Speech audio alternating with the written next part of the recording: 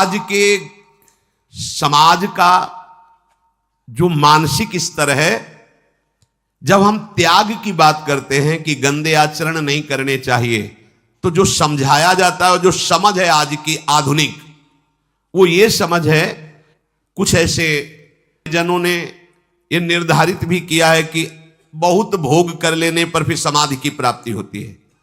अगर ऐसा होता तो लाखों लोग समाधि को प्राप्त होते, लाखों लोग बिना साधना के। क्यों? बचपन से लेकर के पूरे जीवन तक भोग ही भोग रहे, सब समाधि में पहुंच जाते। प्रायः सबके दिमाग में बात बैठी है कि अगर हम भोग ले तो हम मन को समझा सकते हैं, लेकिन आप बात अनुभव की समझ लीजिए कि आप भोगने के लिए जो ही गए तो मन के गुलाम बन करके गया, वो कभी तुम्हें मुक्त होने का अवसर नहीं देगा।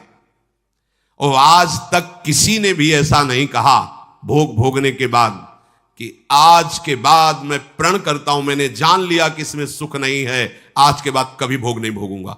कभी किसी ने नहीं कहा। सबको इस दलदल में गिरने के बाद सदगुरु या भगवान ने ही निकाला है, स्वयं आज तक कोई निकल नहीं पाया, कोई नहीं निकल पाया। ये ऐसा दलदल है। पर लोगों की भ्रांति रहती है कि ये जो मेरा मन जिन भोगों के लिए लालायित हो रहा है, उन भोगों को खूब भोगूं, फिर बाद में अनुभव जब हो जाएगा तब हम इनका त्याग करके फिर भजन मार्ग में चलेंगे। जो भजन मार्ग में चलते हैं उनके मन में भी लगा रहता है कि अगर एक बार भोग लूं तो मन को समझा तो सकता हूं। यह है आधुनिक सोच, यह है हमारे मानसिक सोच का स्तर। सब लोग देख लीजिए।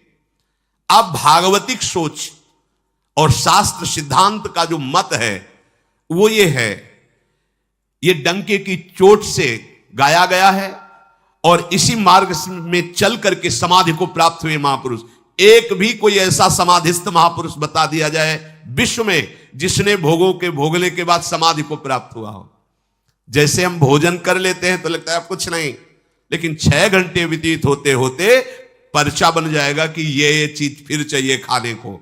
ऐसे ही कोई भोग भोगने के बाद कुछ क्षण के लिए उससे विरति हो जाती है, ठीक है, लेकिन फिर कुछ मिनट होने के बाद फिर नई स्फुरणा, नया संकल्प, नई क्रिया, नई भोग वासना सब हृदय में देख लो। इसके लिए किसी और से सलाह लेने की जरूरत नहीं है।